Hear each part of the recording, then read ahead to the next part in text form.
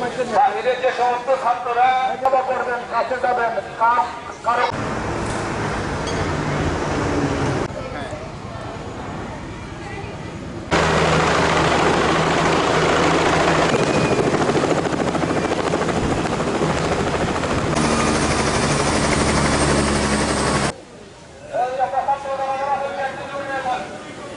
বর্তমানে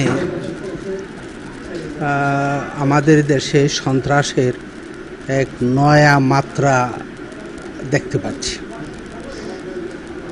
দীর্ঘদিন যাবতই একটা বুদ্ধিজীবীদের মধ্যে ছিল যে তারা মাদ্রাসা এবং মাদ্রাসা শিক্ষাকেই তারা দোষারোপ করছিলেন যে এই সমস্ত জঙ্গি চেতনার গঠনের পিছনে মাদ্রাসা। কিন্তু আমরা এখন লক্ষ্য করছি যে এই কথাটা যে কত বড় ভুল। মাদ্রাসা শিক্ষা কখনোই জঙ্গি সৃষ্টি করতে পারে না, কারণ সেইখানে শান্তির কথা পড়ানো হয়, আল্লাহর আনুগত্যের কথা পড়ানো হয়, ভালোবাসার কথা পড়ানো হয়। আর ইসলাম তো ভালোবাসার ধর্ম, সহানুভূতির ধর্ম, উদার অসাম্প্রদায়িক ধর্ম।